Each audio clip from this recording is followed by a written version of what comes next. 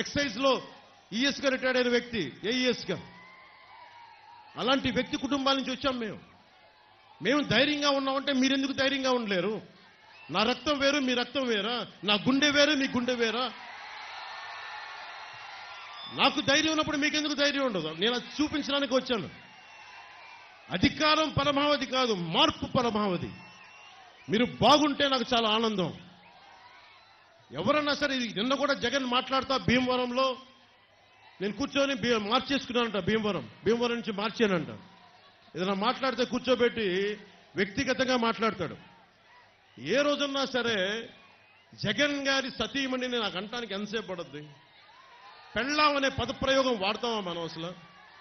ఈ దిగజారుడు ముఖ్యమంత్రి దిగజారిపోయాడు. నేను నిన్నే చెప్పాను, పొద్దున్న ఇందాకే చెప్పాను, ఇతని మీద ఎలక్షన్ కమిషన్ కంప్లైంట్ చేయండి, దిగజారిపోయేలా మాట్లాడుతున్నాడని. కాదు, పెళ్ళాం అనే పదప్రయోగాన్ని మనం మాట్లాడతామా? అసలు ఆ స్థాయికి పబ్లిక్ డిబేట్ ముఖ్యమంత్రి అతను ఏంటో నాకు అర్థం కాదు. మీరు ఆలోచించండి ఒకసారి. అరే, సొంత చెల్లికే గౌరవం ఇవ్వనివాడు, సొంత చెల్లి వ్యక్తిగత జీవితాన్ని రోడ్ల మీద పెట్టేవాడు. దీన్ని మీరు ఆలోచించండి ఒకసారి. సొంత చెల్లిని కూడా దారుణంగా నిందించేవాడు, గోడకేసి కొట్టేవాడు. సునీత గారు వైరాలజిస్టు, ఆవిడని కూడా ఇబ్బంది పెట్టేసేవాడు.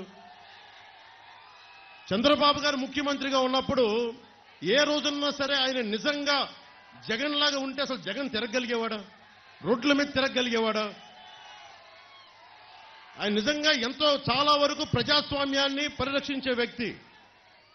నేను కూడా ఆయనతో విభేదించాను. నన్నేం ఆపలేదు ఎక్కడ. నాకేం పోలీస్ ప్రొటెక్షన్ తగ్గించలేదే, నాకెక్కడ పర్మిషన్ డినై చేయలేదే. అందుకే నాకు ఆయనంటే గౌరవం. ప్రతి నాయకుడికి ఇంకోళ్ళకి విభేదాలు ఉంటాయి పాలసీ పరంగా, అవి ప్రజలకు సంబంధించి తప్ప ఏ రోజు కూడా ఆయన కూర్చొని అప్రజాస్వామికంగా ఆయన ప్రవర్తించలే. జగన్ ఈ రోజు కూర్చొని మేము రోడ్ల మీదకి రావాలంటే అన్ని ఆంక్షలు పెడతాడు. అతనే కొట్టుకొని మా మీద నెపం పెడతాడు.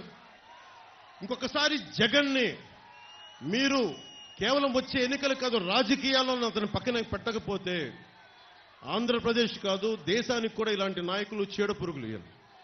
మీరు దయచేసి బలంగా పెట్టుకోండి.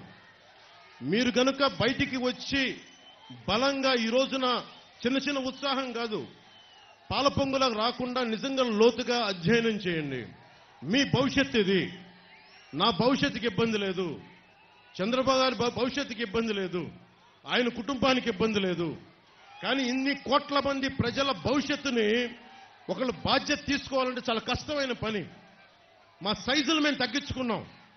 చంద్రబాబు గారు దాదాపు ఎన్డీఏ కన్వీనర్గా ఉండి, జాతీయ స్థాయిలో ఎన్డీఏ కన్వీనర్గా ఉండి ప్రభుత్వాలు నడిపి కేంద్ర ప్రభుత్వానికి కీలకమైన వ్యక్తిగా ఉండి ఈ రోజున తగ్గి ఆయనకి ఎమ్మెల్యేలు కుదించుకొని తగ్గించుకొని వచ్చారు. అలాగే నాకు కూడా ఓట్ పర్సంటేజ్ పెరిగి కూడా నేను తగ్గించుకున్నాం.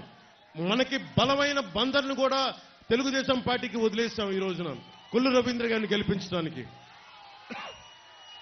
దీనికి కారణం ఏంటంటే ఓటు చీలకూడదు. ఎందుకు చీలకూడదు? మీ భవిష్యత్తు కోసం,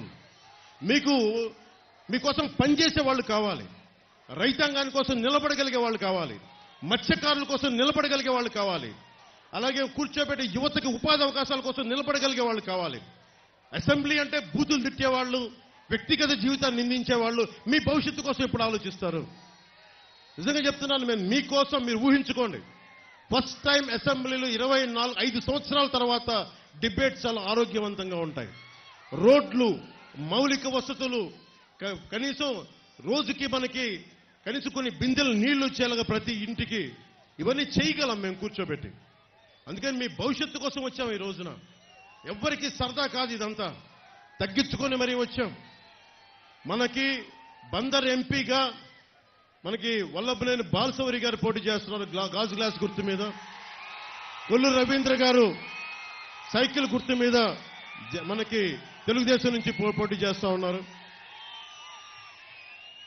జగన్కి ఏదైనా మాట్లాడితే మండదా అని మాట్లాడతారు. జగన్ నీకు ఎందుకు మండదు మేము చెప్తాం నీకు.